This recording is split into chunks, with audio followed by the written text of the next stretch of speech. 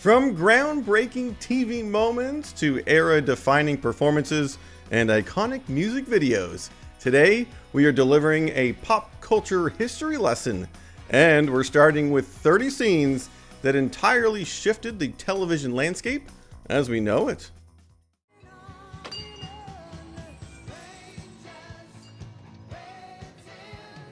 Welcome to MsMojo, and today we're counting down our picks for those moments that reshaped the world of television. Are you kidding? It's me!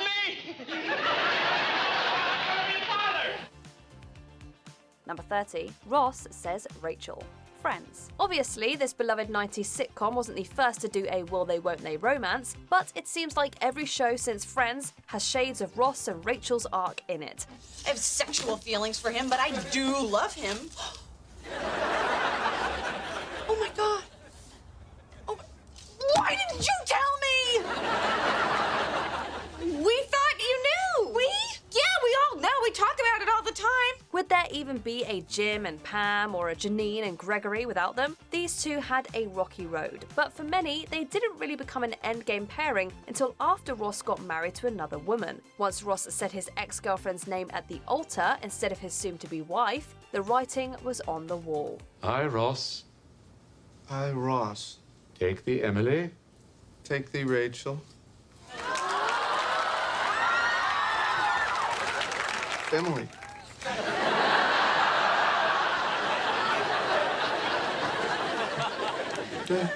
Emily. It was a screw-up so big, we had to wait an entire summer to see its conclusion in the season 5 premiere. I think we'd better start again. Yes. Ross, repeat after me. I, Ross. I, Ross. Take thee, Emily. Take thee, Emily. I don't think there'd be anybody else. Number 29, Roll Call. Hill Street Blues. One thing you could always count on with this cop show was the daily roll call. It was a clever way to introduce different storylines and bring in an ensemble of characters, some who'd just pop up for the episode and others who kept coming back. So let's be mindful of the kind of mood out there today and try to maintain a diplomatic profile. Give people the benefit of the doubt. I'd rather you let slide a few misdemeanors than have a repeat of what went down last night. Up until then, crime dramas usually started and ended with a brand new case every week, but this setup made things feel more authentic and gave the characters some real depth beyond their badges. Having pounded some pavement in my day, I can well understand a certain professional zeal, as it were, vis-a-vis batting averages and squad room arrest pool. But let us be mindful of the judicial climate out there. Sergeant Phil Esterhaus always signed off the same way, reminding everyone about the risks of the job. It became the show's signature moment, and to this day sums up its legacy. Hey, what do you say? Let's be careful out there, huh? Number 28, Sam and Diane's first kiss. Cheers. Would there ever be a Ross and Rachel without Sam and Diane? So, what do you say? Sam, you talk a lot about our having a dalliance, but I've always been told that barking dogs don't bite. Biting, is that what you're into? There's technically no official record saying they were the first will they won't they couple, but that's exactly how they felt to modern audiences. It was a chance meeting and a jilted bride-to-be that brought these two into each other's lives. I'm probably gonna regret this, but you could work here. Really, it was a classic case of opposites attracting, even if they didn't know it yet. Throughout season 1, viewers loved watching them butt heads, mostly because of all the tension bubbling underneath. See you at the wedding. Do I get to kiss the bride? I think you know what you can kiss. It was only in the season 1 finale that they finally surrendered their real feelings. If you ask us, Sam and Diane walked, so all future will they won't they couples could run. You know, I always wanted to pop you one. Maybe this is my lucky day, huh? You disgust me.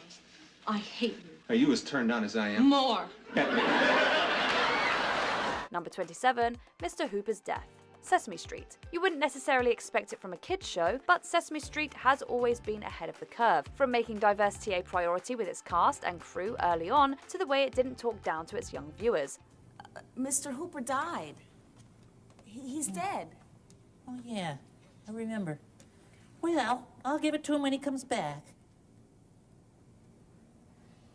Big Bird, Mr. Hooper's not coming back. One that stuck with us is how the show addressed the passing of one of its actors, Will Lee, who played Mr. Hooper. Instead of sidestepping the subject or quietly recasting the role, they decided to teach children about death and grieving. We can all be very happy that we had a chance to be with him and to know him and to love him a lot when he was here. Yeah. And Big Bird, we still have our memories of him. Apparently, they consulted with child psychologists, development experts, and even weighed up the religious side. After it aired, feedback showed kids understood the message without being left emotionally scarred. But I don't like it. It makes me sad. We all feel sad, Big Bird. He's never coming back.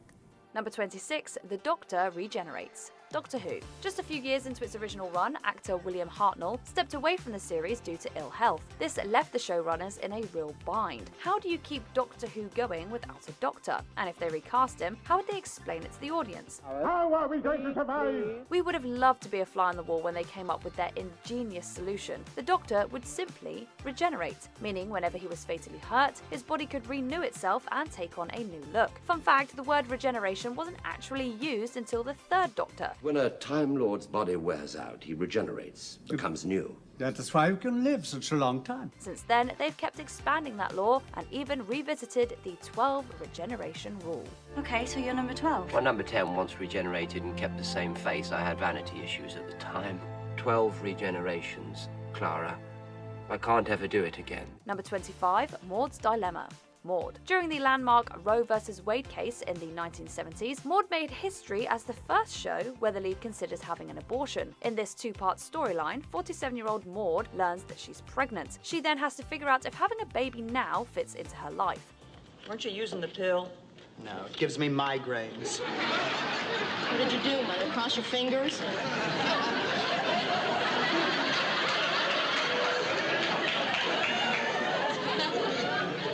You're not going to tell me you were using some old-fashioned method. Bingo! When the old-fashioned thing happened, I got pregnant. The storyline brilliantly and sensitively addresses the wider conversations surrounding abortion. It's a simple operation now. But when you were growing up, it was illegal. And it was dangerous, and it was sinister, and you've never gotten over that. In the end, she decides to have one. And what's powerful is that there's basically no judgment. Well, not on screen, anyway. Norman Lear reportedly had to fight to get it to air, and of course, protests followed. Still, it was an authentic portrayal and a huge step in bringing the subject to primetime. Just tell me, Walter, that I'm doing the right thing, not having the baby. For you, Maude, for me. In the privacy of our own lives, you're doing the right thing. Number 24, Flash Forward. Lost. The flash forward in the 6 Feet Under epilogue still gives us chills to this day, but it was the use of that device in the season 3 finale of Lost that left us completely shook. Don't hang up, please. I know what you said. I just need to see you. Viewers were so used to Lost using flashbacks to flesh out the characters' lives beyond the island, so why would we expect things to be any different now, right? Well, in one final flash, we see Jack and Kate meet. Saw you on the news. Still pulling people out of burning wreckage, huh? Old habits. Wait, what? How is that possible? Then the penny dropped. We weren't in the past. We were in the future. It really showed how far writers could bend plot devices and timelines, not to mention instantly cementing its place in pop culture with 5 words. We have to go back! Number 23, meeting Archie Bunker, all in the family. Explosive, vulgar, and gut-bustingly funny, the Bunker family patriarch crashed onto the TV screens for the first time in 1971. Now I suppose you're gonna tell me that the black man has had the same opportunity in this country as you? More. He's had more. I didn't have no million people out there marching and protesting to get me my job. No, his uncle got it for him. Right away, the irascible Archie Bunker gets into a heated discussion with his daughter and son-in-law about religion, a discussion that was probably happening in millions of American households. But at that time, primetime network TV was not exactly known for being that controversial, especially in sitcoms. Did you know that, Edith, that we had a pair of atheists under this roof? Maybe if we could just eat a little something. Will you start me, you silly dingbat? Creator Norman Lear faced pushback right away. Everyone from viewers to critics to the show's network seemed scared of Archie Bunker's frank observations. It didn't matter. The show eventually earned a devoted audience and became a cultural institution. Every family had or knew someone like an Archie who made us cringe.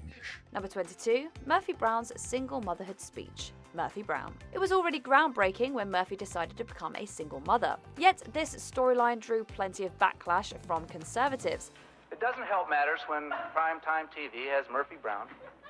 He is talking about you. Epitomizes today's intelligent, highly paid professional woman, mocking the importance of fathers by bearing a child alone and calling it just another lifestyle choice. It even went so far that Vice President Dan Cale gave a speech claiming characters like Murphy Brown were mocking traditional family values. Never mind that the father in question had no desire to raise a child. Thanks to Brown's platform on the show, she was able to respond to Cale's remarks in a way that still feels timely today. And in searching for the causes of our social ills, we could choose to blame the media, or the Congress, or an administration that's been in power for 12 years, or we could blame me. Many credit the characters with opening the door for single mothers to be shown more often on TV. And when Candice Bergen won another Emmy, she made sure to mention Cale in her speech. Whether by choice or circumstance, families come in all shapes and sizes, and ultimately, what really defines a family is commitment, caring, and love. Number 21, The Candy Factory, I Love Lucy. Lucille Ball's influence still looms large over TV comedy. Ricardo, I'm going to put you to work chocolate dipping. You say you've had experience. Oh, yes, ma'am. Yes, ma'am. I'm a dipper from way back.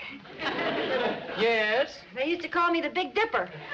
To watch an episode of I Love Lucy is to see the origins of gags and setups that we've seen hundreds of times since. But few have left as lasting an impact as Lucy Ricardo, trying different careers and hysterically failing. Whether it's accidentally getting drunk during a spokeswoman gig or stomping grapes in Italy, nobody could mess up a job like her. This scene sees her and Ethel Mertz wrapping candies on a conveyor belt. They lose control almost immediately, shoving the candies into their mouths, leaving the studio audience dying with laughter. Its impact is a testament to the show's enduring popularity and the legendary status of its star. Here she comes.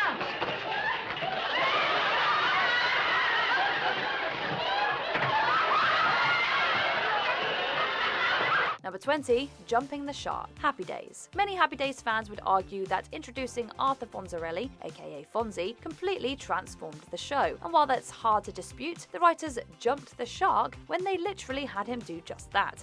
Shark. That is the stupidest thing I've ever heard. Stupid, yes. Also dumb, but it's something I gotta do. Fonz, you're not jumping over garbage cans on a bike. That moment became a cultural benchmark and gave us a term for when a once-loved show goes overboard to chase ratings. You gotta understand something. This is life here. This ain't games. Now, are you driving for me or not? All right. But you get your legs bit off by that shark. Don't you come running to me. The phrase is thought to have been coined by John Hine and his roommate Sean Connolly, inspired by the ridiculous plot where Fonzie actually jumps over a shark, a stunt apparently meant to show off Henry Winkler's real water skiing skills. In 1997, Hine even launched a website cataloguing other shows that jumped the shark and invited others to contribute too. We did it. Yeah? You did the challenge. Yeah. But what did you really win? Number 19, The Kiss, Star Trek. The original Gene Roddenberry science fiction series broke ground in more ways than one. But among its most important and memorable moments was this scene in the season 3 episode Plato's Stepchildren. I'm so very frightened. That's the way they want you to feel.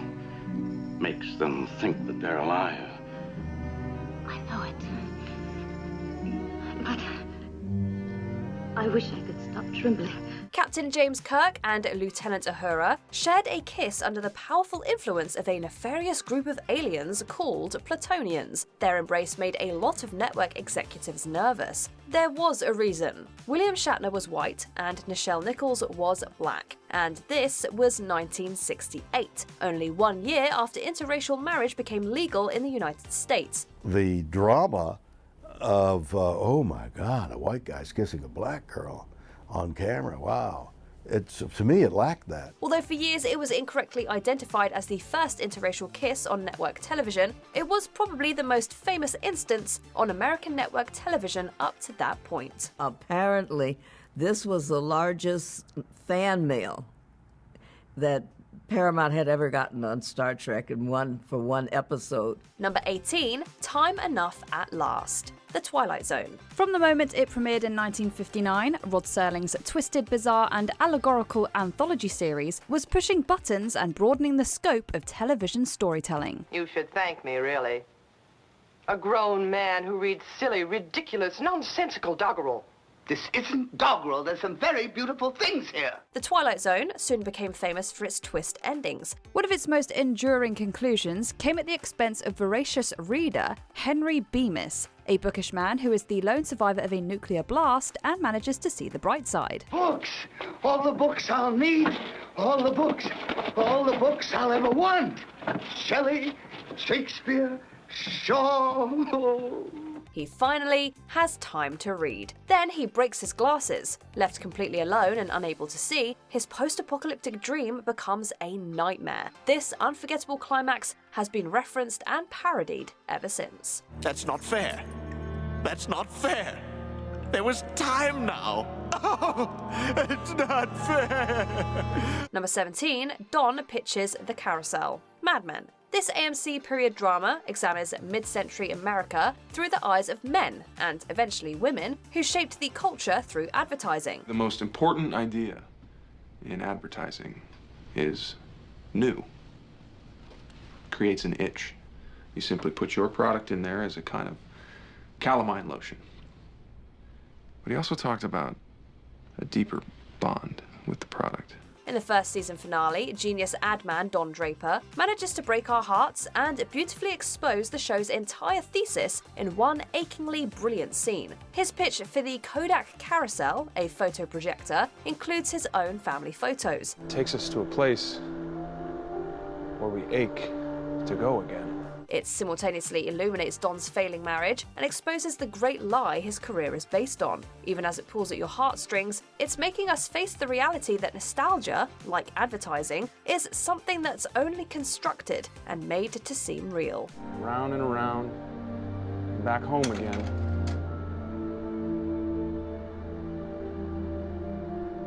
To a place where we know we are loved. Number 16, Luke and Laura's Wedding, General Hospital. From their summer on the run to their legendary marriage, Luke and Laura Spencer were a worldwide sensation. The media wedding of all time, Luke and Laura, actor Tony Geary and actress Jeannie Francis, having survived terror and plots, tying the knot in one of the most popular soap operas of all time. In November 1981, 30 million people tuned in to watch them tie the knot in front of all the citizens of Port Charles, New York. The episode still holds the record for most watched episode of a soap opera. Luke and Laura, it is with great admiration and affection that we share with you today the joy of this, your wedding day. Not only was it huge for daytime drama fans, but the event was credited with lending legitimacy to the entire genre. Actors Jeannie Francis and Anthony Geary became bona fide superstars. Luke and Laura's Wedding was the culmination of a new era of daytime serials, one that revolved around the super couple. The popularity of the actors and actresses on General Hospital is a phenomenon. 1 in 15 Americans is said to watch this show. Crowds follow the actors on the streets. Number 15, The One Who Knocks. Breaking Bad. At first, Walter White just seems like a desperate guy driven to desperate measures. If he caught you, at least this would all be over. Oh, yeah. I mean, that's a tremendous weight just lifted off of me. Now I understand myself. Thank you. Thank you. What starts out as an illegal side hustle to offset the cost of cancer treatments gives way to something else entirely. And this season 4 sequence makes us realize how far gone he is. Delivered brilliantly by Bryan Cranston, the monologue sees Walter spelling out who the real villain is here. Who are you talking to right now? Who is it you think you see? He never was the mild-mannered chemistry teacher we thought we knew. He's proven himself from the beginning to be cruel, manipulative, and full of rage. He is the danger. He's shameless, almost boastful, perfectly encapsulating the TV anti-hero of the age. I am not in danger, Skylar. I am the danger. A guy opens his door and gets shot, and you think that of me? No. I am the one who knocks. Number 14, Bob Newhart gets meta. Newhart. In the series finale of Bob Newhart's second sitcom, his character is knocked unconscious by a golf ball. I've got to get out of this madhouse! You're all crazy!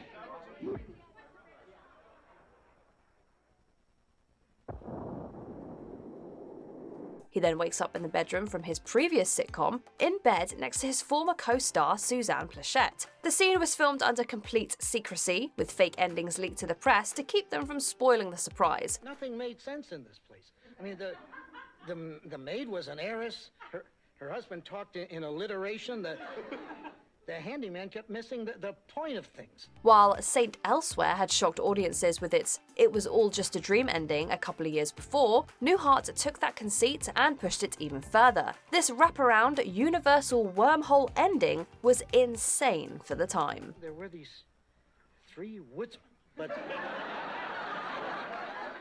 only one of them talked. That settles it. No more Japanese food before you go to bed. Number 13, The Contest, Seinfeld. Several episodes of this show about nothing changed the way TV comedies functioned. I didn't know whether to try and keep her from falling or zip up. What did you do? I zipped up. So she fell? Yeah. Well, I couldn't run over there the way I was. Seinfeld could spin comedy gold from situations as mundane as waiting for a table at a Chinese restaurant. But perhaps its most audacious feat is a scene from a classic episode, The Contest, where the core 4 characters have an entire discussion about self-pleasure without ever saying the word. Did you make it through the night? Yes, I'm proud to say I did. So you're still master of your domain? Yes. Yes, I am. Master of my domain.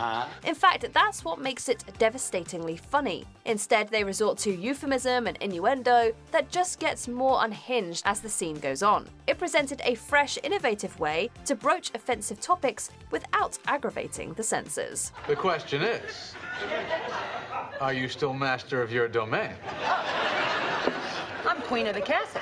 Number 12, The Red Room, Twin Peaks. Even with all its quirks, the first episode or 2 of David Lynch and Mark Frost's surreal soap opera Whodunit isn't completely off the rails yet. She's my cousin.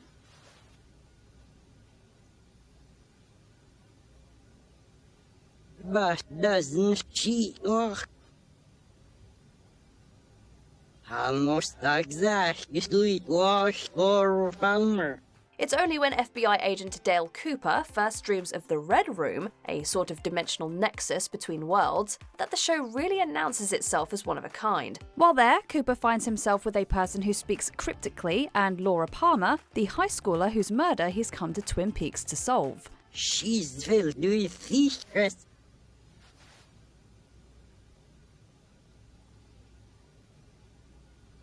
Where are we from? The birds sing a freshly sung. The whole scene is packed with eerie and unforgettable images. Creators of shows like The X-Files, Riverdale, Atlanta, and even The Sopranos were all influenced by the series' use of dreams and surreal imagery to illuminate the story. Number 11, Chuckles' Funeral, The Mary Tyler Moore Show. Recurring character Chuckles the Clown was the butt of all kinds of jokes by the madcap news crew of WJM-TV. This trend continues even after his death and at his own funeral, no less. I wonder which ones are the other clowns. You'll know soon. They're all gonna jump out of a little hearse.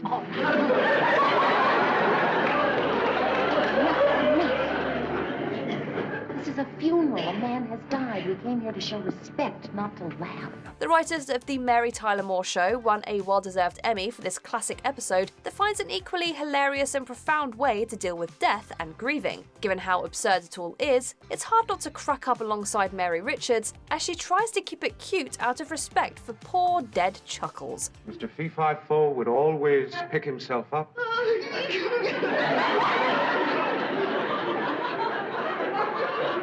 dust himself off and say, I hurt my poo-poo. But that's what makes this scene so great. It's hilarious, but it's also human. Go ahead, my dear. Laugh for Chuck.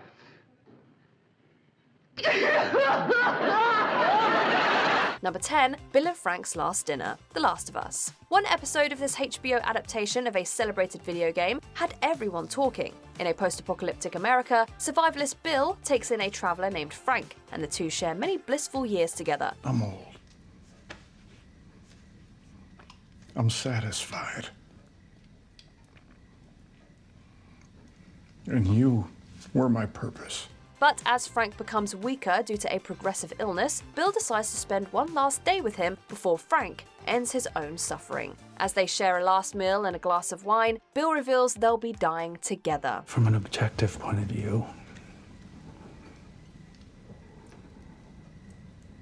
it's incredibly romantic. And then we all wept. The episode won several awards and was lauded for presenting a story about a mature gay couple. Take me to bed.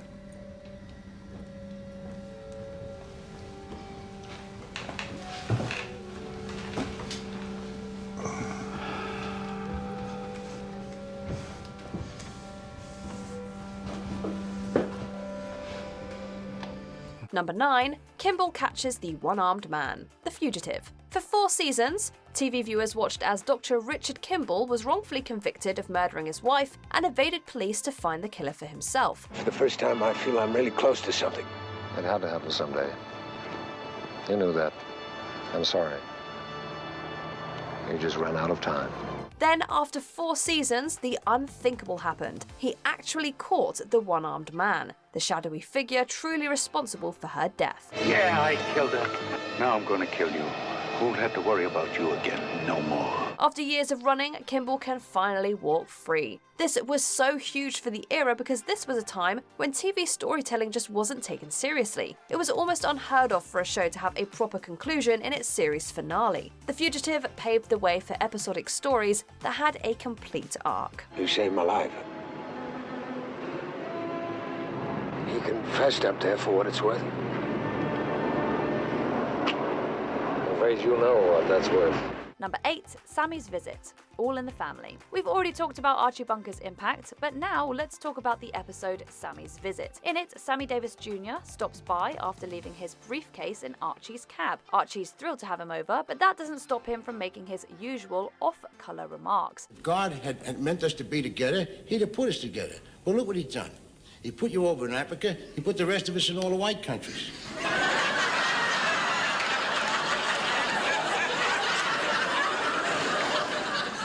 Well, you must have told him where we were, because somebody came and got it. Apparently, Davis actually asked for his guest appearance, and the writers built a realistic setup around it. Their back and forth is funny and sharp. Davis handles Archie's comments with humor and grace. You can tell the difference between black and white. And I have a deep-rooted feeling that you'll always be able to tell the difference between black and white. And if you were prejudiced, you'd walk around thinking that you're better than anybody else in the world.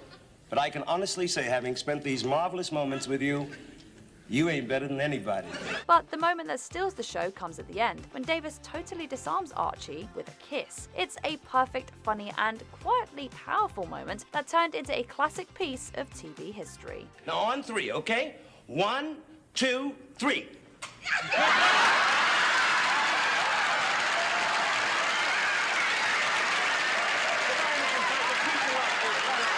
Number 7, Who Shot JR? Dallas. Does your favourite show always end a season on a cliffhanger? Thank Dallas for that one. I'm sorry, Daddy, they beat me. JR whipped me just like Jock did you. There's not a whole lot left I can do. Except stop JR for good. Third season finale of this primetime soap ended on a mysterious note. Megalomaniacal oil baron J.R. Ewing sits alone in his office late at night. He hears a noise, goes to investigate, and is gunned down by an unseen assailant. Viewers had 2 questions. Would J.R. survive? And who shot him? Was it his ambitious younger brother Bobby? Could it have been his long-suffering wife, Sue Ellen? Or how about her lover, Dusty? He's got to be stopped. He's going to teach my son to be just like he is, and it's going to go on and on and on. Sue Ellen, I've told you, it doesn't have to be that way. You don't seem to understand. He is dangerous, and he's got to be controlled. The cliffhanger ending had audiences speculating all through the summer of 1980. When the show returned in the fall, the season premiere scored an unbelievable 76% of that night's TV viewing audience. I'll kill him. I swear I'll kill him. Take a number. There are a few of us ahead of you. Number 6, Ellen comes out. Ellen. It was big enough news that Ellen DeGeneres came out in real life, but the scandal that occurred once her sitcom avatar made that big leap was a completely different animal. Are you coming out or not? Yeah, like, quit jerking us around and come out already! What is the big deal? I've got a whole hour.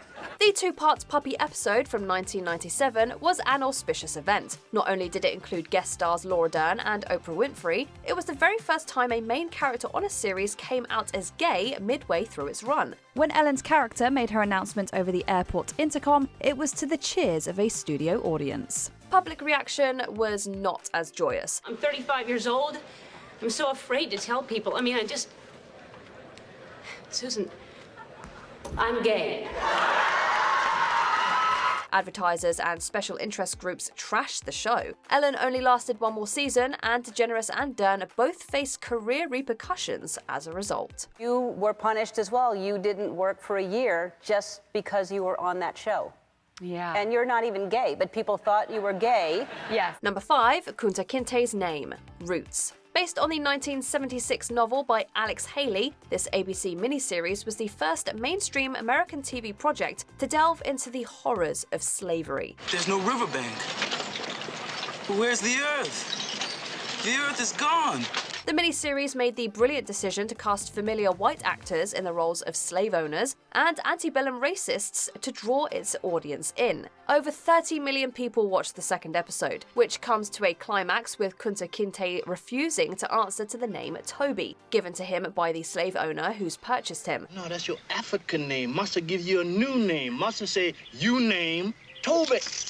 Hey, what's the matter with you? Turn me loose. Kunta Kinte. He is whipped until he does so. The scene is relentless, even by today's standards, and pushed the boundaries of what could be shown on network TV. Your name is Toby. You're going to learn to say your name. Let me hear you say it.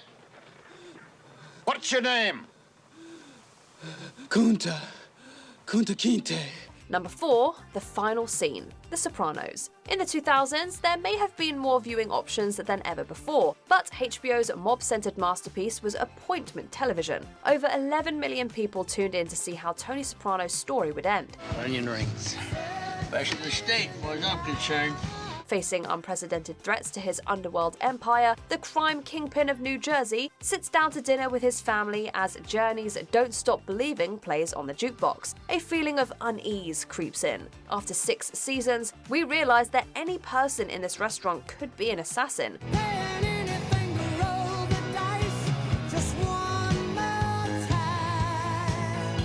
Then, the screen cuts to black. Allegedly, the abrupt ending had people thinking their cable had gone out. The amount of speculation and downright anger this ambiguous ending caused is still unprecedented to this day.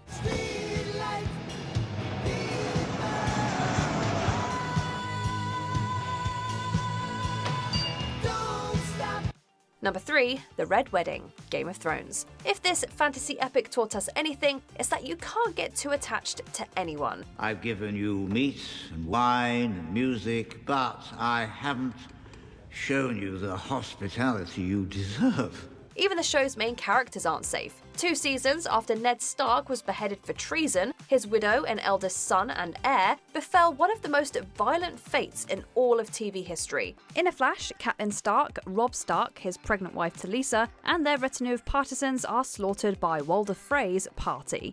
Lord Walder! Lord Walder, enough! Let it end! Please. Visceral doesn't begin to cover it. In one fell swoop, 3 pivotal characters are gone, and in the most brutal way possible. The reaction was incredible. On top of being a near peerless episode of television, it still generates conversation more than a decade later. Number 2, Goodbye, MASH. Despite lasting literal years longer than the Korean War, this war dramedy was insanely popular. While it began as a straight comedy, it changed tone and direction, as exemplified by the death of Lieutenant Colonel Henry Blake in its 3rd season. Shot down over the Sea of Japan. It spun in. There were no survivors. There was room for the horrors of war between punchlines. This was doubly true in the series finale, which still holds the record for most watched episode of TV. I know how tough it is for you to say goodbye, so I'll say it. Maybe you're right, maybe we will see each other again, but just in case we don't, I want you to know how much you've meant to me. Filled with incredible and powerful moments, the most memorable scene is its very last, where Hawkeye Pierce leaves the 4077th Mobile Army Surgical Hospital for good. I'll see you back in the States. I promise. Just in case, I left you a note. What? His helicopter rises to reveal B.J. Honeycutt's goodbye message, spelled out using stones. It's a majestic and elegant end to MASH's legendary 11-season run. Before we unveil our top pick, here are a few honourable mentions. The Snow Globe, Saint Elsewhere, a new twist on the "it was all a dream" trope.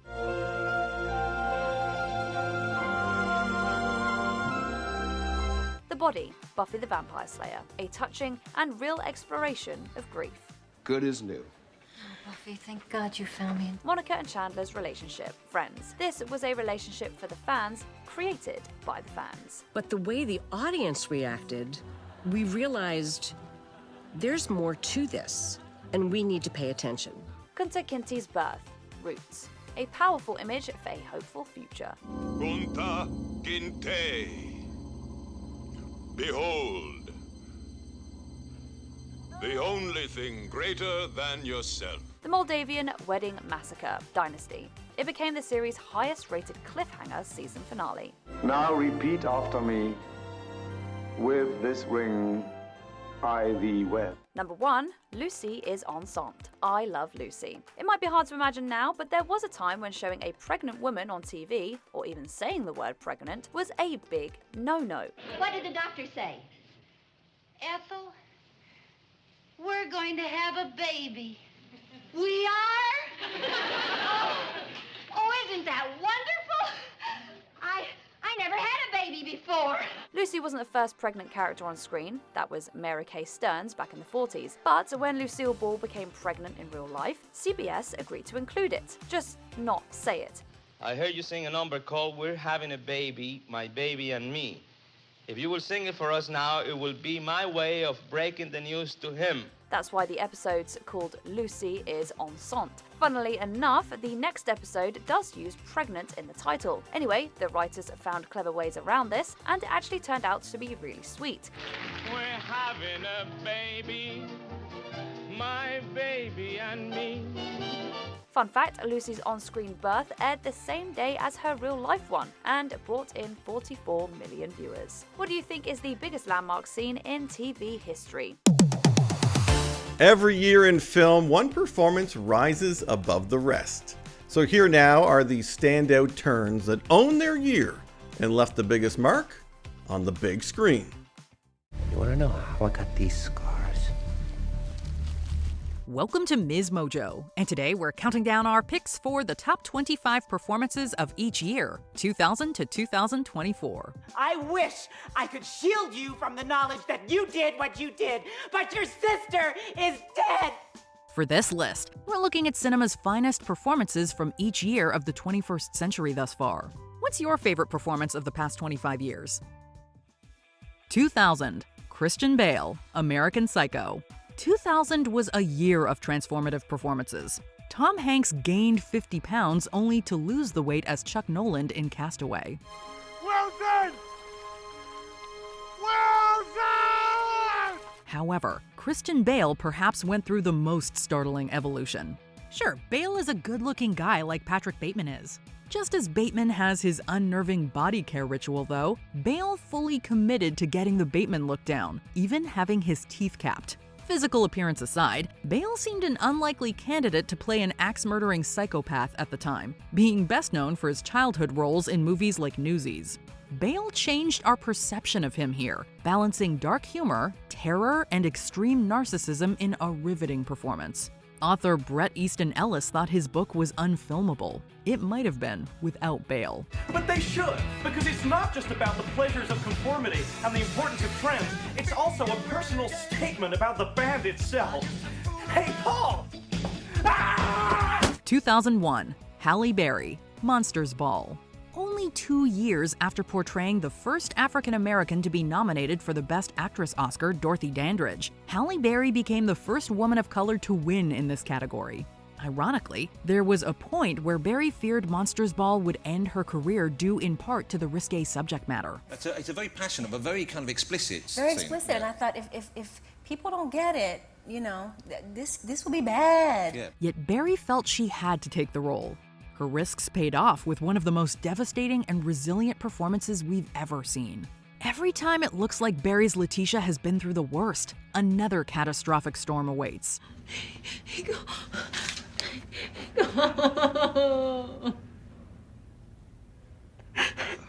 gonna take her home, ain't you? While by no means an easy film to watch, Berry's bravery sees us through the roller coaster of grief. She may break your heart, but Letitia's will to survive subsequently mends it. 2002, Andy Serkis, The Lord of the Rings, The Two Towers. We've seen performers escape behind makeup, i.e. Nicole Kidman's Oscar-winning work in The Hours. With his game-changing performance as Gollum, though, Andy Serkis highlighted the advantages of digital makeup. While he had help from a team of special effects wizards, Gollum wouldn't have been nearly as believable without Serkis on set, providing the character's expressions, movements, and raspy voice. They're thieves. They're filthy little thieves. Just as the character possesses a split personality, the audience goes back and forth on how to feel about Gollum/Smeagol. Master's my friend. You don't have any friends. Nobody likes you. Not listening. Ranging from humorous to sympathetic to intimidating, Serkis runs a gamut of emotions in the role, while also taking on an assortment of physical obstacles. The work that goes into motion capture remains underappreciated, with Serkis being the poster child for the challenges it entails.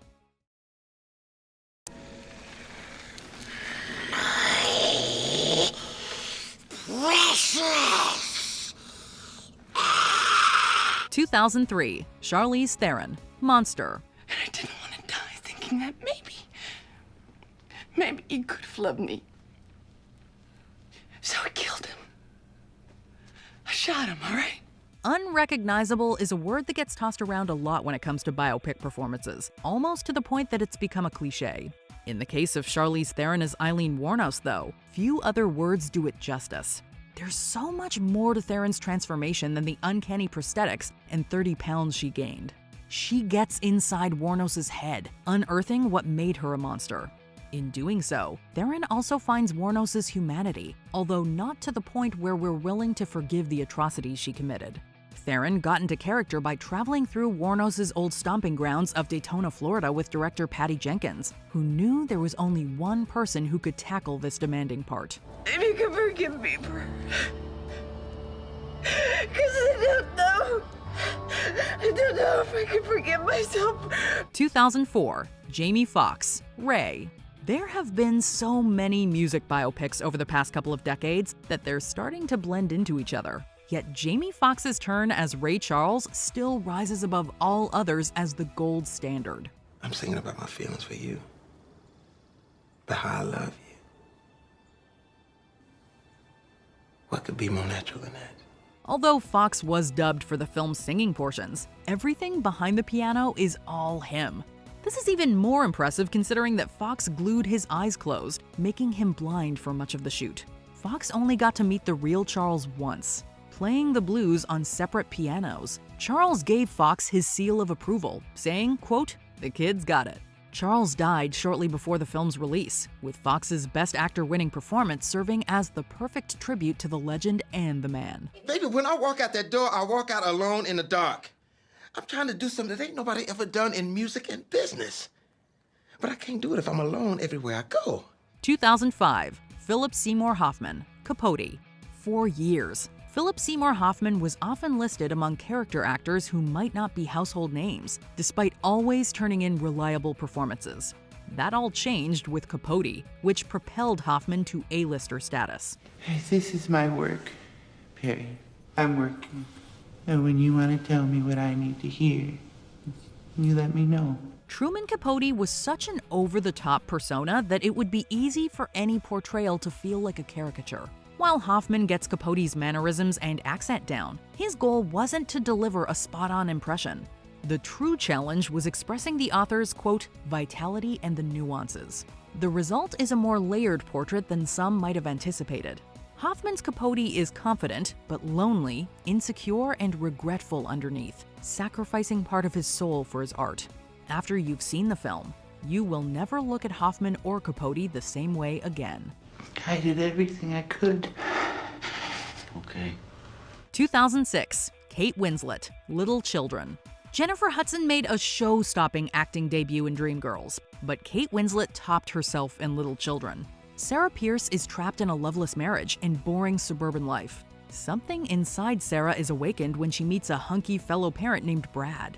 Sarah and Brad's relationship seems destined to end in heartbreak, but they delude themselves and the audience into thinking that it will somehow work out. How long are we going to sneak around together? How long can that last? I can't do this anymore. No, don't say that.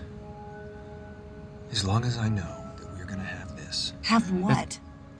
What is this?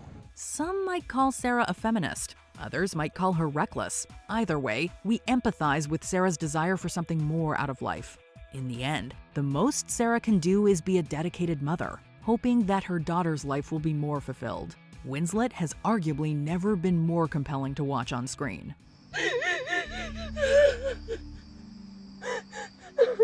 2007, Daniel Day-Lewis, There Will Be Blood. Do you understand, Eli? That's more to the point. Do you understand? I drink your water. I drink it up. Few actors have taken more chances throughout their careers than Daniel Day-Lewis. There Will Be Blood might have been his biggest swing, resulting in a performance that hits the audience like a tidal wave of oil. Paul Thomas Anderson had Day-Lewis in mind while writing the character of Daniel Plainview, an oil baron whose greed snowballs into insanity. Day-Lewis drew some inspiration from the Treasure of the Sierra Madre director John Huston and old recordings from the film's era. Yet it's hard to compare Plainview's voice, delivery, or presence to anything we've seen before or since. Day-Lewis created a towering, unpredictable figure who stands on his own. This performance could have backfired in so many ways, but everything about it is iconic. Say it louder. I've abandoned my child! I've abandoned my child! I've abandoned my boy! 2008, Heath Ledger, The Dark Knight. Whenever an actor steps into an established role, they run the risk of repeating their predecessors. With Heath Ledger as the Joker, it was as if we were meeting this character for the first time.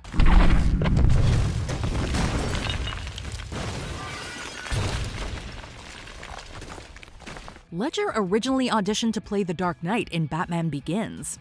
At the time, many could imagine Ledger in that role, but they were more skeptical of him playing the Clown Prince of Crime.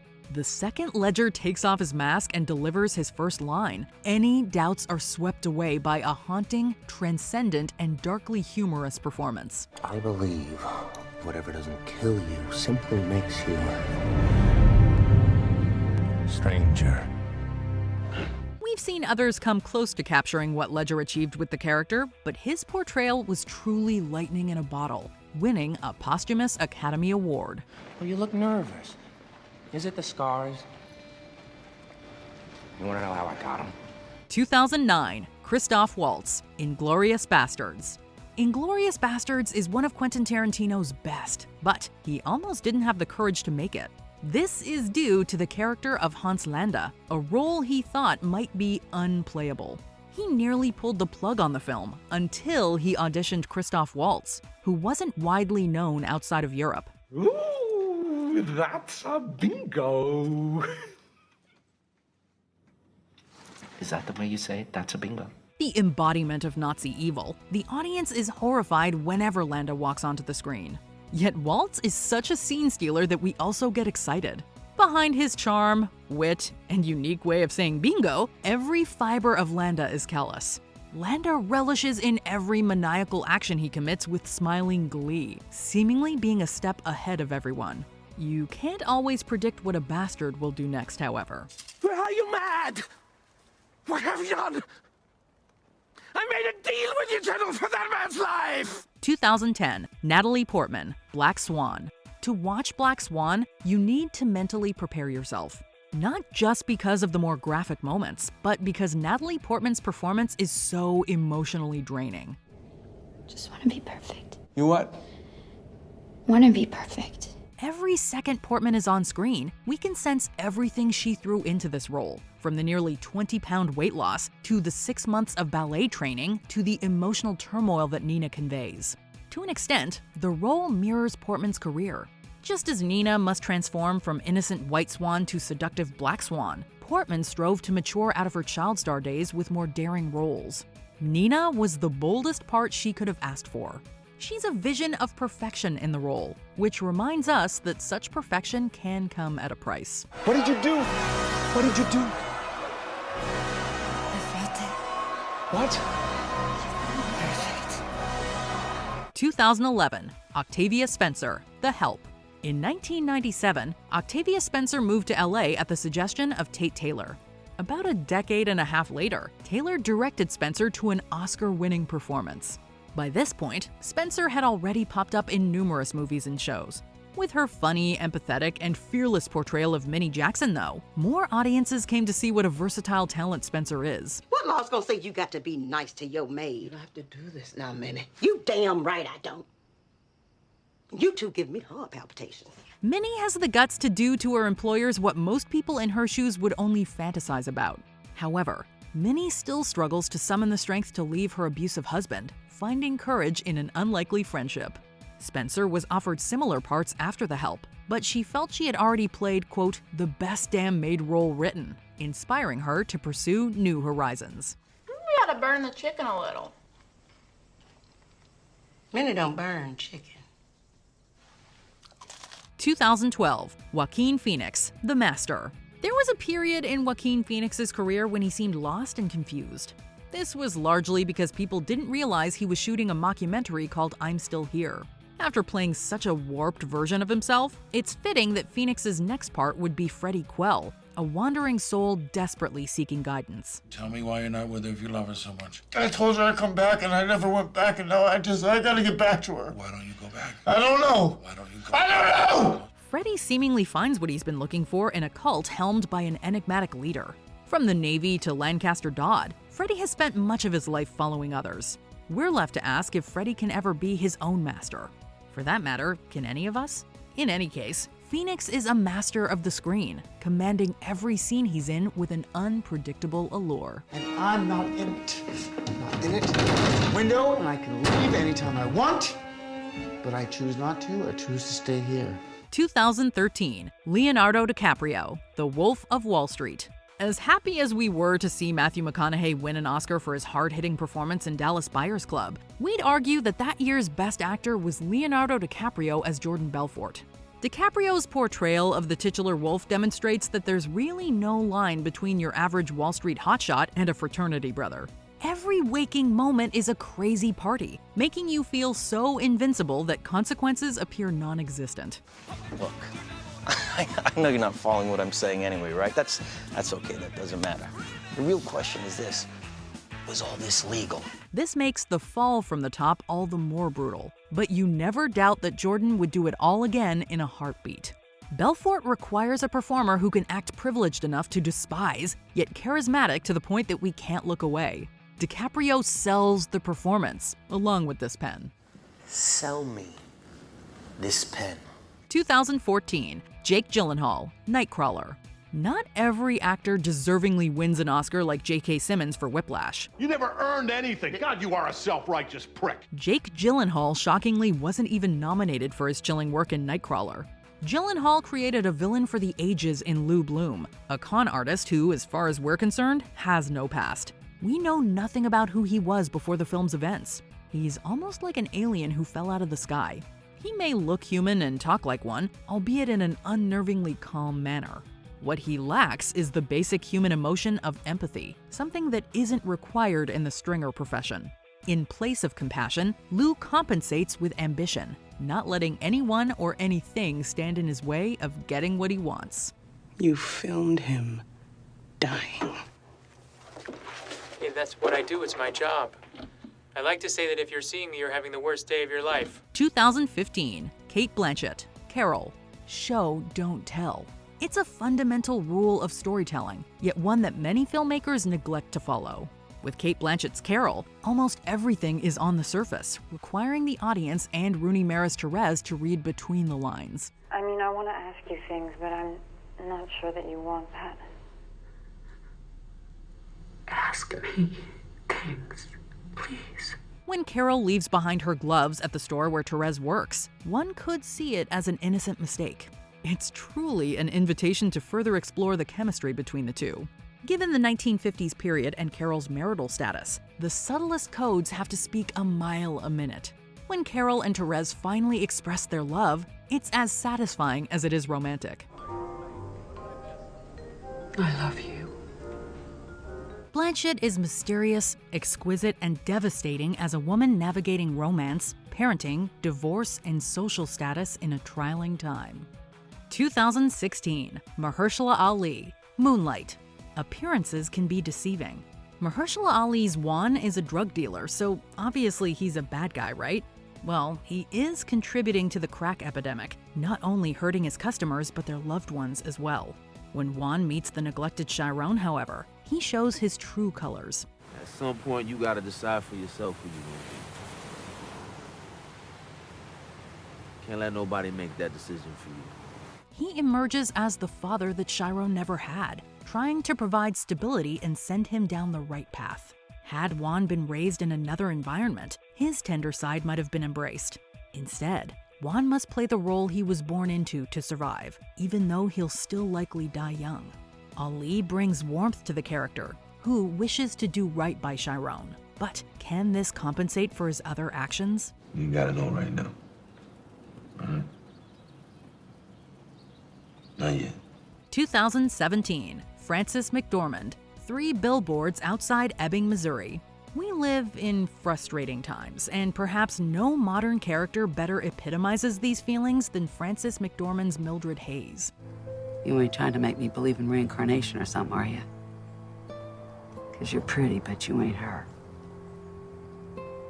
She got killed. We'd like to live in a world where the police track down all wrongdoers, justice is served, and we're left with some sense of closure.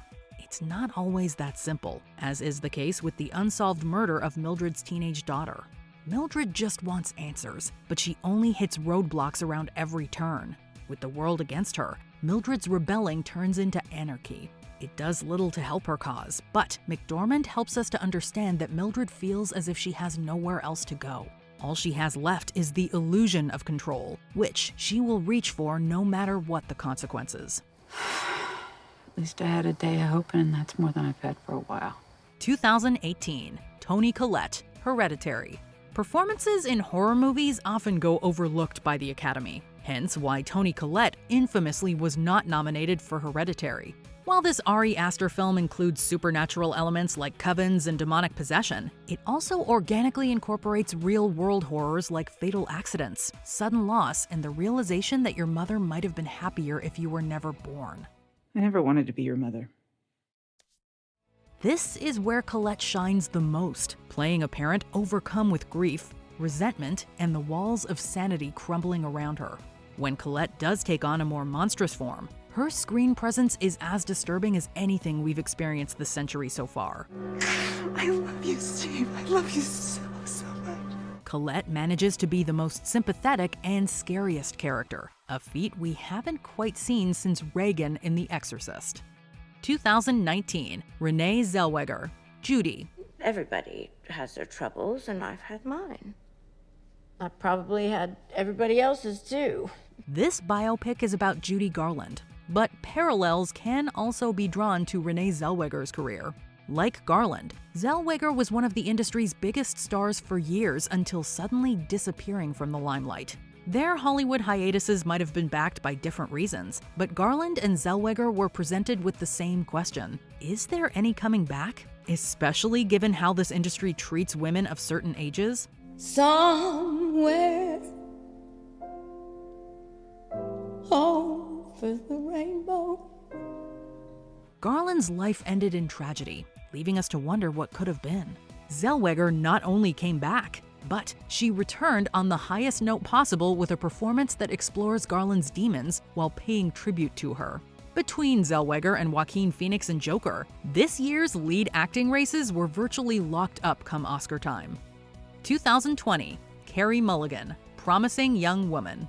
In 2020, we lost one of our most promising young actors, Chadwick Boseman, who delivered a tour de force with his final film performance in Ma Rainey's Black Bottom. Come on and turn your back on me. Turn your back on me. Come on, where is you? Carey Mulligan played a promising young woman whose life took a turn after her best friend met a tragic end. Mulligan's Cassie dedicates her nights to freaking out quote-unquote nice guys who don't understand the meaning of consent. As Cassie tracks down those responsible for her best friend's demise, her master plan comes into frustration, keeping us guessing with every move. Cassie is intimidating and unforgiving, but also hilarious and outspoken to the point that we'd like to hang out with her. Being Cassie's friend is much better than the alternative of being in her notebook. You know, I was affected by it too, okay? I mean, it's every guy's worst nightmare getting accused like that. Can you guess what every woman's worst nightmare is? 2021, Daniel Kaluuya, Judas and the Black Messiah. Fred Hampton is one of the most important names in African American activism. While this biopic depicts Hampton's natural leadership skills, Daniel Kaluuya's Oscar-winning performance brings out qualities that people didn't always see at rallies: his shy side, his vulnerability, and his love for the family that he was just starting to build before the betrayal that abruptly ended his life. That's when I knew I had to protect him. I mean, looking at that photo, how could you not feel that way? As powerful as Hampton appears on stage, commanding a screaming crowd, there's an overarching fear that everything can be taken from him in a flash. Kaluuya authentically balances these two personas, providing a complete portrayal of Hampton that will leave you respecting him even more. Hampton left us too soon, but this performance is just one of the ways that his legacy is still burning strong. You can murder a revolutionary, but you can't murder revolution. And you can murder a freedom fighter, but you can't murder freedom. 2022, Brendan Fraser, The Whale. You can rarely predict where a star will be every 10 years. In 2002, it was hard to imagine a blockbuster actor like Brendan Fraser struggling to find work. In 2012, it seemed like Fraser's career had peaked a long time ago. In 2022, Fraser delivered the performance of a lifetime in The Whale. He had me at I'm making a movie, so that's why I went. Some didn't realize that Fraser had it in him. For his loyal fans, it was the moment they had been waiting for. Fraser shatters your heart as Charlie, a 600-pound man trying to make peace with the time he has left. Receiving a 6-minute standing ovation at the Venice Film Festival, Fraser re-established himself as a star who deserves to remain in the conversation come 2032 and beyond. People are amazing. 2023, Lily Gladstone, Killers of the Flower Moon. You live with your uncle? Yes, yes. You know? Since I can remember. Scorsese's Killers of the Flower Moon cast is stacked. Leonardo DiCaprio, Robert De Niro, Brendan Fraser, several have already earned spots on this list in years past. But the MVP of the film emerges as Lily Gladstone for her deeply moving depiction of Molly Burkhart. She tells the story in a subtle way, illustrating the building distrust and frustration within her character. Just be still.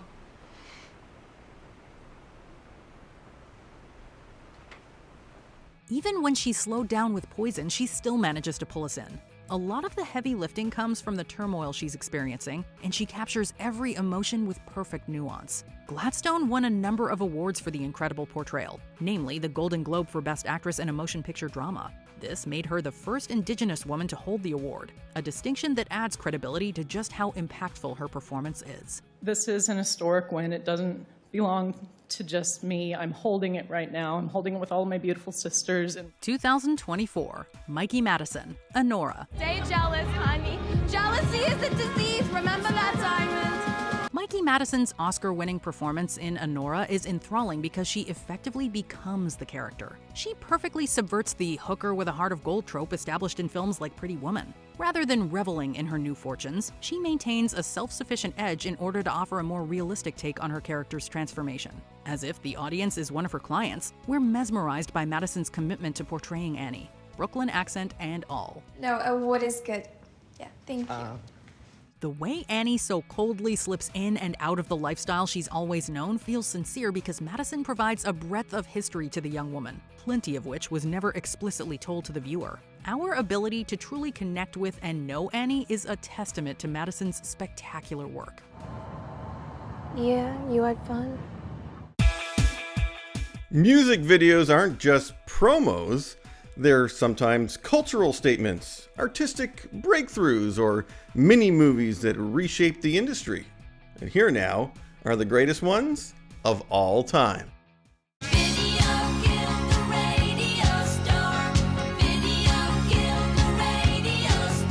Welcome to MsMojo, and today we're counting down our picks for the most iconic, groundbreaking, and unforgettable music videos of all time. It's my window. Number 30, Don't Come Around Here No More, Tom Petty and the Heartbreakers. Lewis Carroll's Alice in Wonderland serves as inspiration for this music video. Don't come around here no more. Don't come around here no more. In fact, you could fall through a rabbit hole just trying to pinpoint each and every reference. Directed by Jeff Stein, the man behind You Might Think by The Cars and Heart's These Dreams, this psychedelic video is remembered for both its merits and flaws.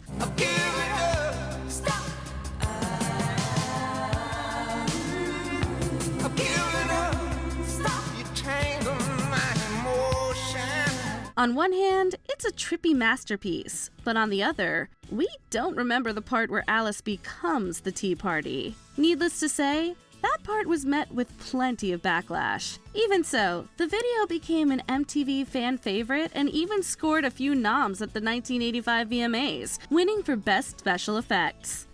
Number 29, Virtual Insanity, Jamiroquai. When Jamiroquai released this video in the mid to late 90s, the illusion of the moving set blew people's minds.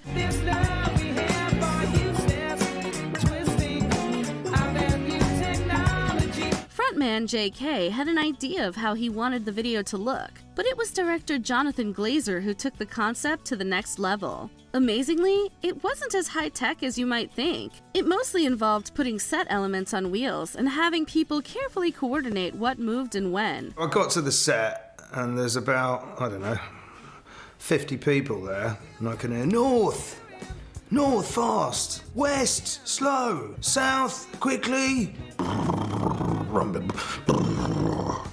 There's all the wheels, this great big room moving around. In some cases, Kay had to think on his feet to prevent collisions, and only looking back did he spot some close calls. It set new ground for what a music video could be and won several awards, including Video of the Year.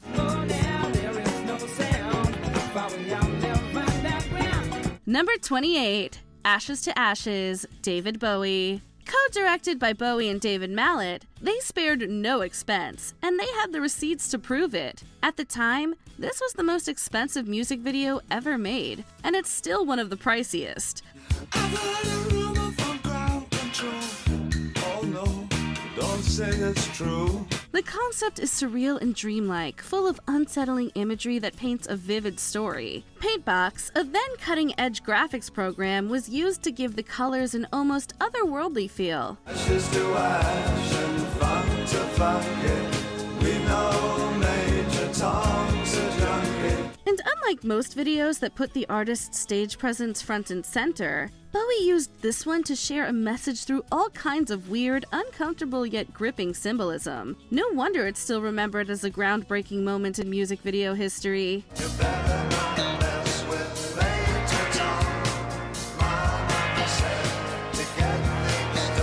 Number 27, Shake It Off, Taylor Swift. For one of her most successful tracks, Taylor Swift serves up an equally popular music video. I go on too many dates, but I can't make them stay.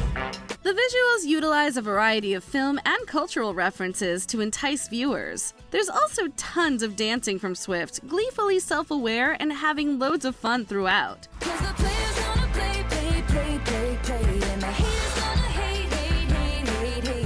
To laugh at herself, she knows that she isn't a professional dancer, but this brings a more authentic energy to the choreography that's bound to get people moving. Swift shakes off the haters in one entertaining sequence after the other. By the end, she and a large group of people seem on top of the world, finding their inner happiness together.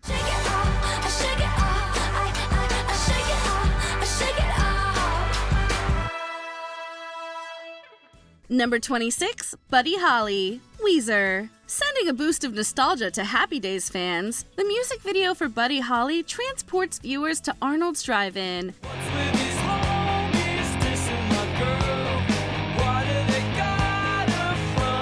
Weezer dons some vintage clothing and plays for a group of characters from the TV series. Archive footage and a real performance seamlessly blend in a stroke of genius, and smart editing even has the audience reacting to the bandmates' actions.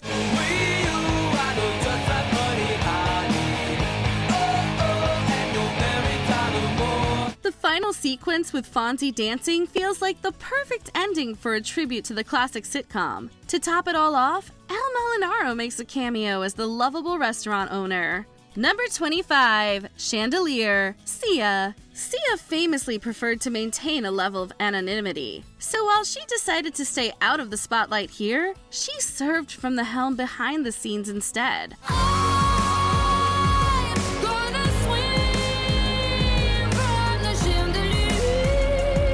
She put then 11-year-old Maddie Ziegler of Dance Moms fame front and center, wearing her signature blonde bob. Instead of high-budget flash, the visuals are relatively simple, forcing the viewer to focus on the dance and the story it tells. 1, 2, 3, 1, 2, 3, drink. 1, 2, 3, 1, 2, 3, drink.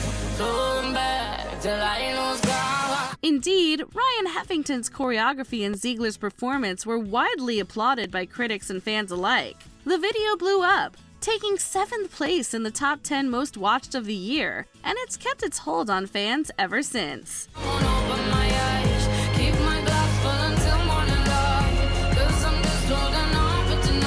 Number 24, On, BTS. Believe us, it took a lot of blood, sweat, and tears to single out just one BTS music video. But we're pretty sure you'd agree that On is a cinematic masterpiece. The 10 million people who watched in its first hour certainly would.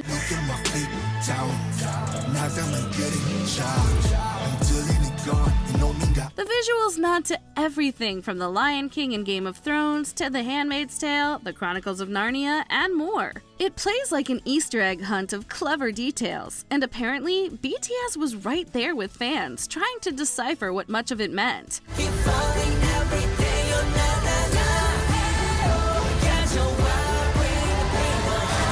No BTS performance is complete without an epic dance break. Oh, and this wasn't even the first music video the ARMY got for this song.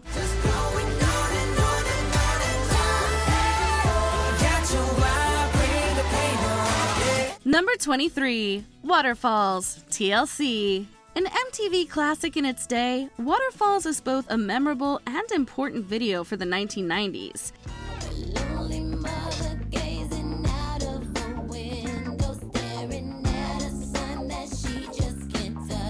It accompanies one of TLC's biggest songs with intense stories about the reality of HIV/AIDS and substance use. Plus, weaving around dramatic scenes, director F. Gary Gray stages the group in iconic fashion, with the trio appearing atop the water, dancing in unforgettable looks.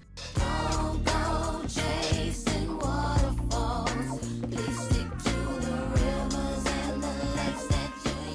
The surrounding narratives serve as warnings of sorts, with the video achieving a real gut punch in its final moments. Mixing together epic views and great choreography, this VMA winner brings together human stories through amazing R&B.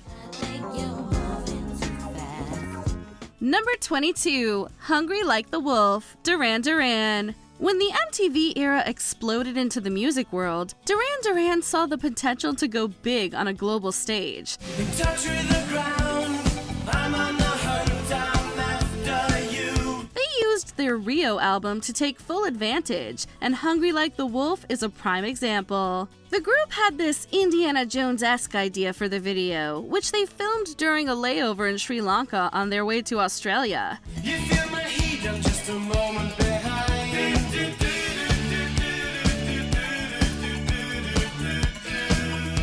Directed by the visionary Russell Mulcahy, it's a full-blown cinematic adventure, but one that intersects an action movie with a grim fairy tale. The video quickly became an MTV fixture, ranking as the network's 15th most played. It also made history as the first to win a Grammy for Best Short-Form Music Video.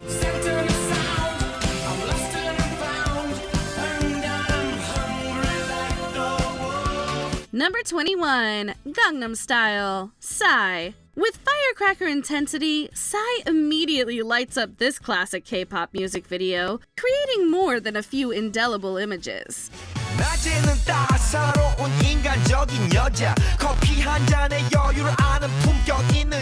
There's no denying this helped bring the musical genre to the West in a major way. It's easy to see why, considering the wonderfully chaotic scenes on display.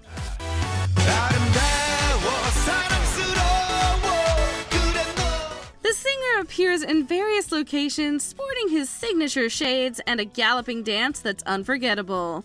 As more people join him, he turns the video into a non-stop party. You'll likely be grooving along with him by the end of this masterpiece. Oppan Gangnam Style. Number 20, Baby One More Time, Britney Spears. The music video for Baby One More Time helped show the world what Britney Spears could do.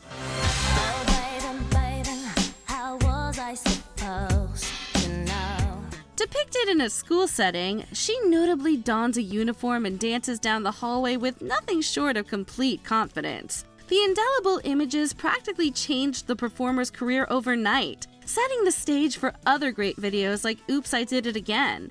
As a teenager, she already showed absolute star power in her every move.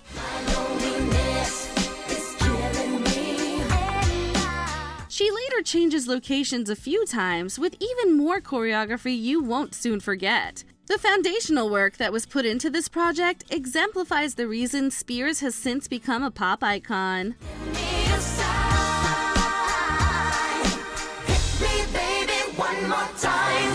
Number 19, Cold Hearted, Paula Abdul. Straight up, Paula Abdul has made some of the most iconic music videos. Straight up now, tell me, do you really wanna love me forever?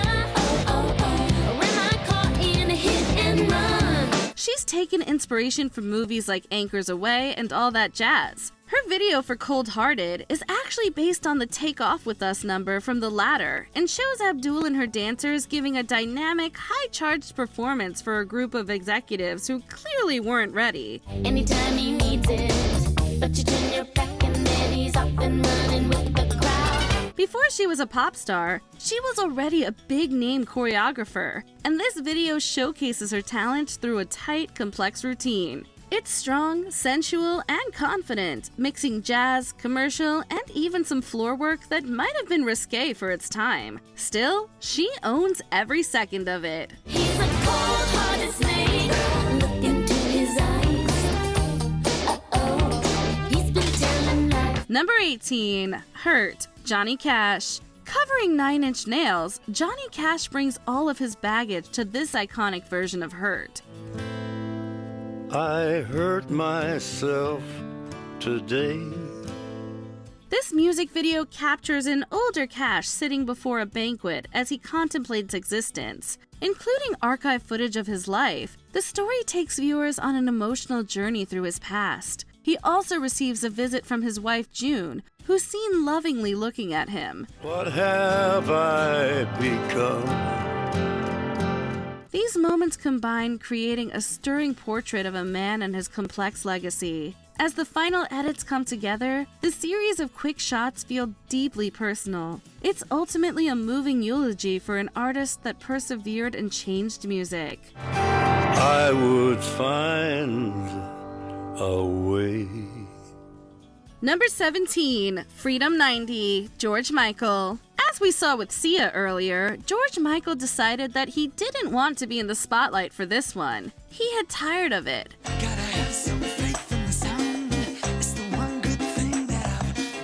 At first, he wasn't even going to make a video for Freedom 90, but changed his mind after seeing Peter Lindbergh's famous Vogue cover, and ended up asking the same supermodels to star in it. He didn't want to keep playing the polished pop star like he had in Faith, and apparently was battling his label for ownership of his image.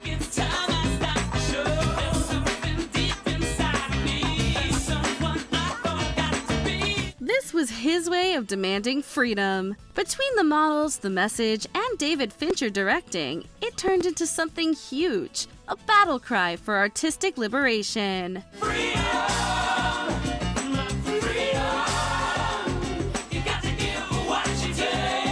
Number 16, Here It Goes Again, OK Go. During the dawn of the YouTube era, OK Go utilized the platform by putting their imagination on full blast.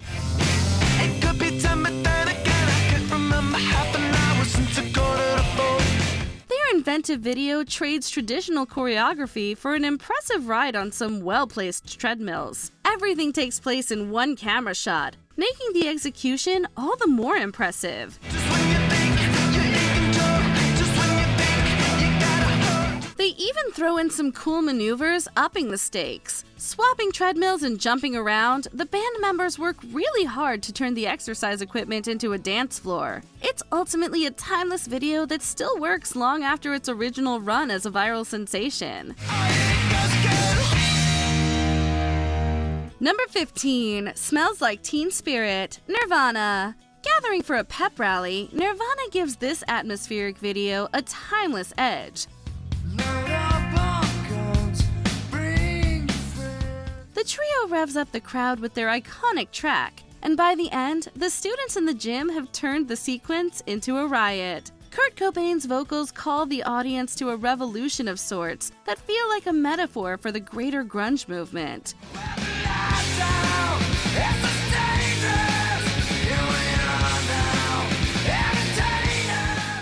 As the assorted cast of young people trash the school, they bring a different flavor to their school function. As if that wasn't enough, the concluding close-up delivers a cathartic climax. It's no wonder this video is widely regarded as one of the best of the 90s and beyond.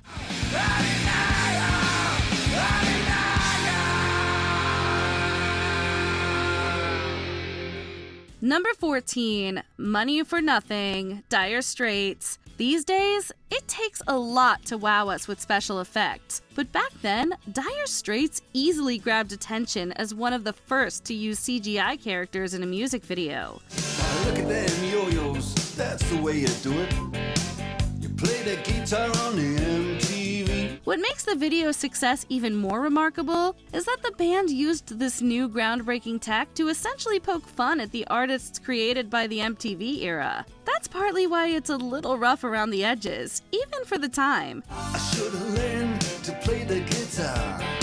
I should have learned to play them drums. Guitarist David Knopfler wasn't a fan of music videos, worrying they'd ruin the art of performing. It was his then-girlfriend who convinced him to see it as a chance to make something interesting. MTV fans ate it up.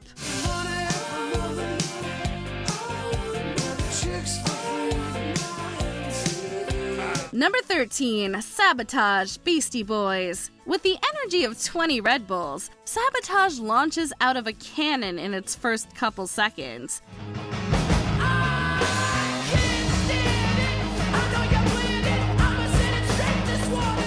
The music video features the Beastie Boys out and about, committing to distinct characters in full costume, completely embodying the campy vibe that defines the clip. In an ode to vintage cop shows, the crew engages in chases and speeds down roads in throwback cars.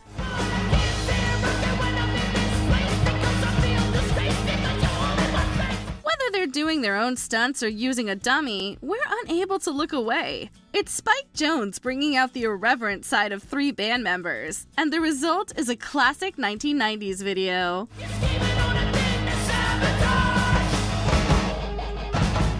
Number 12, Scream, Michael and Janet Jackson. This video still holds the Guinness World Record for the most expensive music video ever made at $7 million. That's about $14 million today.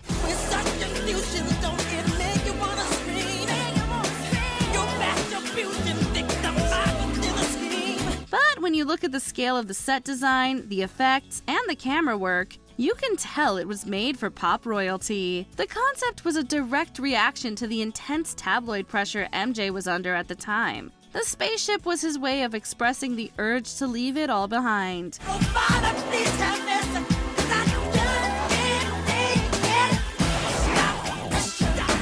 It was also the first time Michael and Janet Jackson officially collaborated in this way. Their choreography combined his smooth, precise style with her sharp, powerful movement. Together, they created a landmark moment in music video history.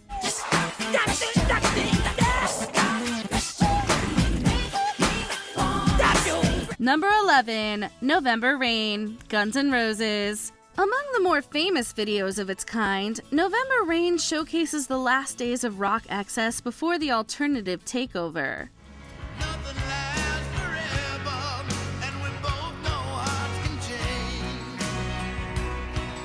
The video spares no expense in crafting a melodramatic tale of love. Taking us everywhere from a wedding to a huge concert venue, the moving story delves into a doomed relationship with plenty of absorbing scenery.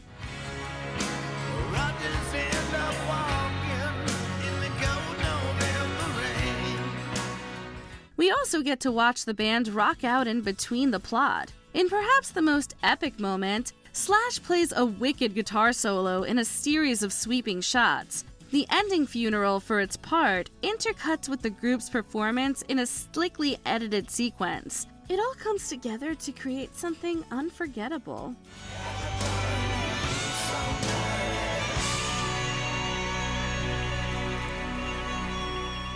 Number 10, Bad Romance, Lady Gaga. After being taken, Lady Gaga ends up in a seedy underworld. This sets the stage for the dark and sexy atmosphere that permeates the Bad Romance music video.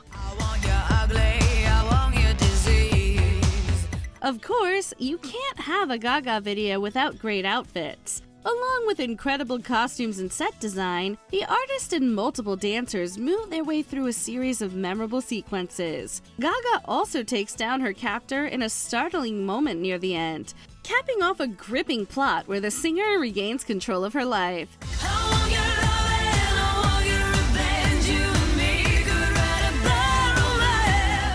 She's able to sell elements of horror and performance art with total conviction throughout, and it's nothing short of magnetic.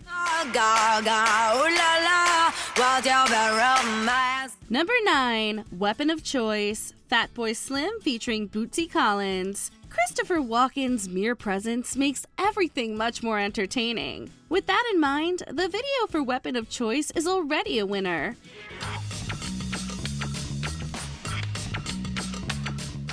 His participation alone makes the viewing experience fun, but director Spike Jonze takes everything to the next level by letting him dance. Walken struts around an empty hotel in a one-man show full of wild moves.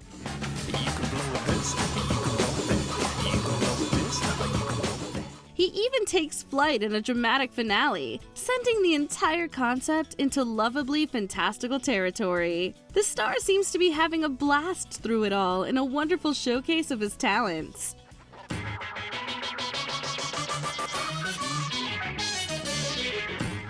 Number 8, Vogue, Madonna. The Queen of Pop doesn't mess around when it comes to music videos. She's especially stylish in the one for Vogue, practically starting the 1990s off with another anthem.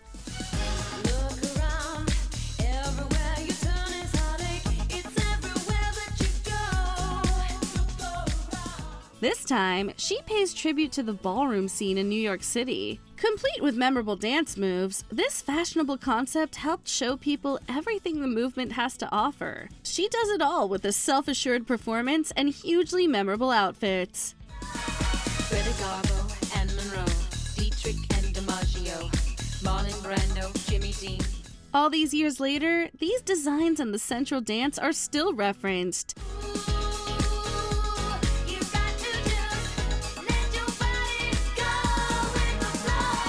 This video might just rank at the top of her catalog, beating out other contenders like the Striking Like a Prayer. Number 7, Sledgehammer, Peter Gabriel. Singer Peter Gabriel needed an entirely unique idea to capture the joy of Sledgehammer. You could have a steam train.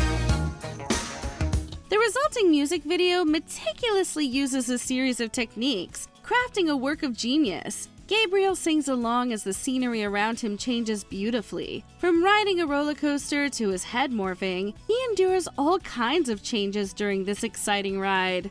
I wanna be your sledgehammer.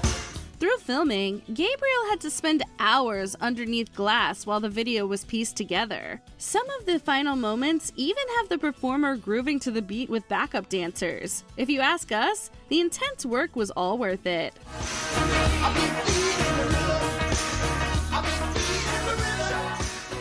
Number 6, This Is America, Childish Gambino. The multi-talented Donald Glover became a Renaissance man in the 2010s. This is America. Don't catch you slipping now. His Childish Gambino persona explores R&B and hip-hop in inventive ways, as seen in This Is America. In the music video, he appears in a gigantic warehouse before firing weapons at several victims as the scenes progress. Look what I'm whipping now. Look how I'm kicking now. Hey. These startling images bring up important subjects such as violence and racism in the United States. Dark and filled with layers of meaning, the plot takes a number of unexpected turns through a roller coaster of striking vignettes. This wake-up call comes with a bold attitude that crucially reveals unfortunate truths about modern society. Number 5, Formation, Beyoncé. Formation might be the peak of Beyoncé's creative vision. Even trumping the greatest of single ladies put a ring on it. Blending everything from extraordinary visuals to mesmerizing music, this video and the larger Lemonade project functions as a trip through the artist's life. Y'all haters corny with that Illuminati mess. Paparazzi, catch my fly and my cocky fresh. Many details about Southern living in Black America play into a rich tapestry of creative images. 'Cause I slay, I slay, I slay, I slay. Including references to Hurricane Katrina and police brutality, the various sequences tackle topical issues that have a universal feel. Beyoncé has already pushed the limits of multimedia with other videos, but this lavishly directed piece will forever stand out. Okay, ladies, now let's get information. Number 4, Rhythm Nation, Janet Jackson. In black and white, Rhythm Nation brings together the best elements of Janet Jackson's artistry. She wears an iconic outfit along with a group of dancers. Coming together in a lockstep, the performers fill an empty warehouse with their slick moves. Jackson marches along the beat in a presentation that's full of style and movement. Knowing exactly what her audience wants, she delivers extended sequences full of dancing that can only be described as thrilling. There's also a much deeper meaning beneath the surface about equality. Dedicated to her craft, Jackson delivers a defining statement in this video that's simply staged and perfectly executed.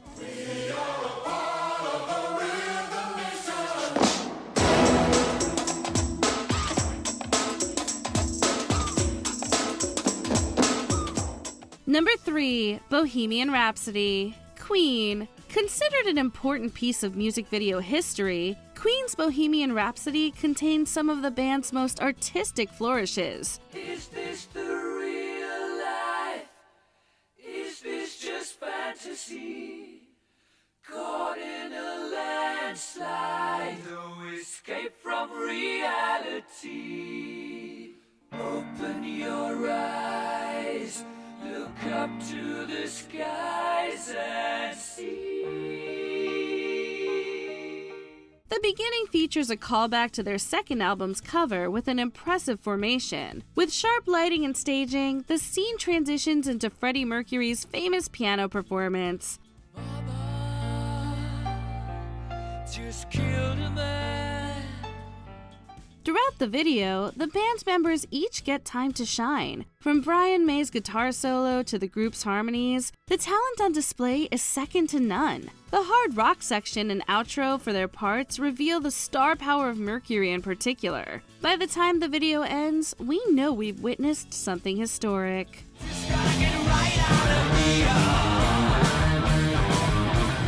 Number 2, Take On Me, Aha. Even though outside of Europe, Aha are something of a one-hit wonder, Take On Me has a catchy production and an even better music video. Talking away. I don't know what to say, I'll say it anyway. Today is another day to find you shying away. I'll be coming for your love, okay? The fairy tale adventure captures a woman as she enters a magical world.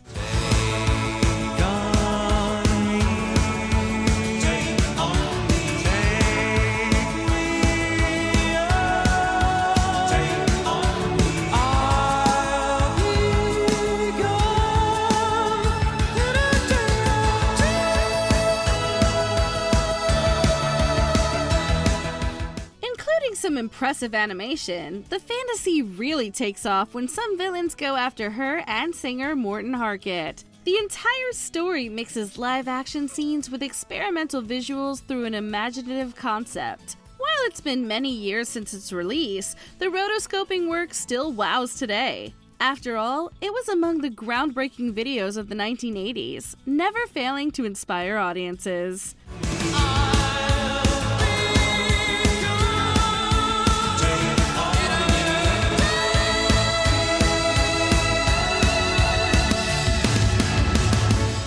Before we unveil our top pick, here are a few honorable mentions. Nothing Compares to You, Sinead O'Connor. That single tear rolled down her cheek and into history, making her the first woman to win Video of the Year at the VMAs. Nothing compares to you. Running Up That Hill, Kate Bush. Bush set out to revolutionize how dance was expressed in music videos. We're running up that road, we're running up that hill, we're running up that building. Sweet Dreams Are Made of This, Eurythmics. The music video Rolling Stone claimed made Annie Lennox and Dave Stewart MTV superstars. Sweet dreams are made of these. Who am I to disagree? Girls Just Wanna Have Fun, Cyndi Lauper. Lauper leveled the playing field for female lead music videos, and it looks like she had lots of fun doing so.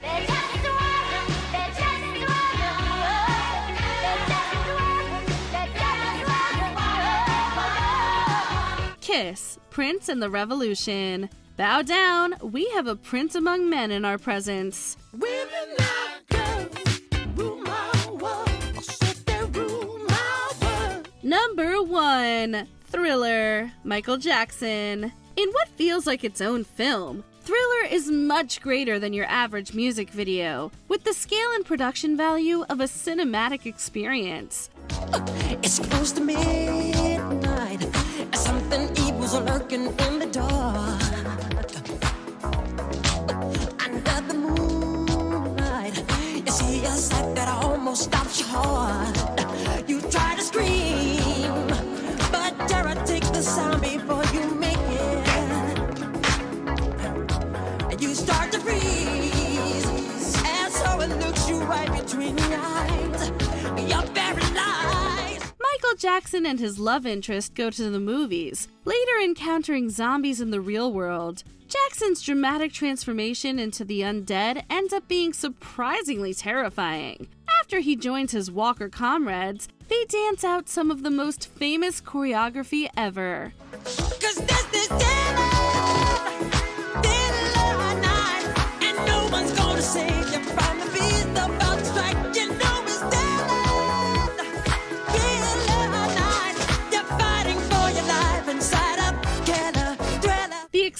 plot plays out with gravitas, and a number of the video's elements, including the iconic moves, help define the artist's success and ultimately his legacy. So let me hold you tight and share up together better. Oh! What music video do you think changed the game?